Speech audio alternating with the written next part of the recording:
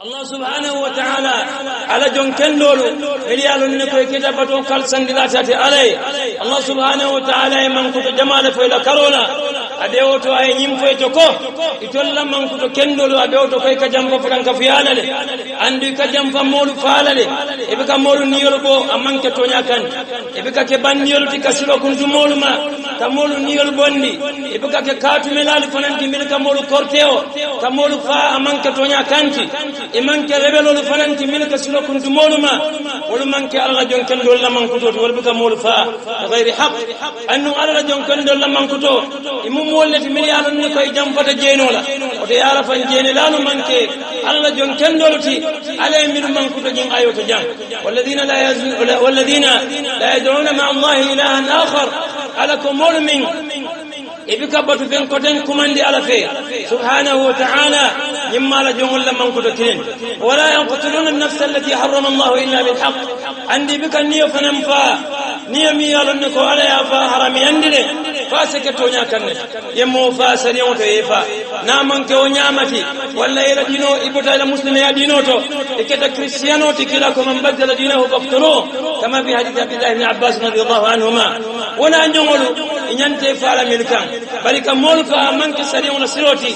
wo man ke alla jon ken do lamman ko tot momo be man ko tari wala salon fe man ken de asilo muta alay man ko sabanyam ko to kote ga ko ibika jeno fanan mol min kanyim man ko to jawolu ke wolbe kalam molati min yalon ne ko be junugo sotla yawmal qiyamah junugo mi yalon ne ko warata bak anno ala ko be yanka kato la fale kanne yawmal qiyamah ibe tan jahannam ko no fo illa in sha Allah foni atanu alay min man tabe kono ayala tugo mo to jannabe fala atubi tama ayam fata e junugo Allah min bara oto nyimbe kami tan di walam ko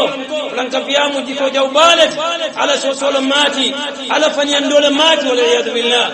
kamolu fa fanan ta man ke tonya kanti kuriya ku balo mati ina ya fa kula zawal dunya ahwan ala Allah min qatl imri'in muslim bighairi haqq aka dunya bela tumbungo wati kilinna wala ko sonya ta'ala kan dinaka ni lama kilin fa man ke tonya kan sojar kunda tolom banka mofa kafoko obe and complain sariyo wali romat imanyan nakanifa because of nabos le kon afa hani hada yu'tabaru i'tidaan ala an-nafs al-muharrama التي حرم الله عز وجل قتلها فلا يجوز لأحد أن يقتل نفسا مؤمنة بغير حق أبي أولا نعم فنان ينوم جيكو جوبالت بيرو سيرالو ما تميالو نكو أكا مولا ولول دنيوتو أكا نوسي جنلا فننا أكا نوسي على دمبايال فننا ni dingolu lafta diamula mole dina koto wato wati isemmo dole mo yelo jana yafoko atede de laban nimmin faamu mobe alo faamu tagolet imaje je non la sira jawya ala jawyalo min aman de teto fa saunda kadela kole wolto ni lafta kala mole nyaato koti dawda to mol safo ko tede ite faamu nun tagolet ite faamu nun jeni lalet ite ba mamu nun tagolet wa hakada barakallahu fik ajibe eno sifanna ya sila kole wol fananna nyin kajeno la jawya ليتني أكلم من جويتني ولشناعة الزنا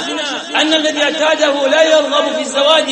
إلا من زانية مثله أو مشركة لا تتوقع الزنا مع عدم جواز نكاحها قال الله عز وجل في كتابه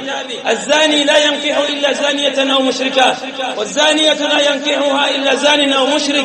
وحرم ذلك على المؤمنين أبي جنون جويات فنان ومومي يالون كو دلتا جينو كيولا أبي كلا في مسفدولا فانيون جينلا مسوا كودا مالفو musomin fana muchagoti abikala fi fudula kewe ko mimma nyot ala ni afa alqur'ano to ana ko subhanahu wa ta'ala ako jenena ke abika fem fudu musoluto fanyon jenela musa ko da malatu ya rafa jenela ka taga musolo sambana la bunkono ate amira ko ya simo mutale ite se finde ta do tal noma dole fana yedunna ta noma la sokono ya jene ila ngarango tema ite kuno lawa nyimbe ka jenola mulunjo yale tandi bayro jenela kewo ala ka man tabe musominna wa ka nyawala ayalum wala malo illa an yatuba ila Allah azza wa jalla min dhalik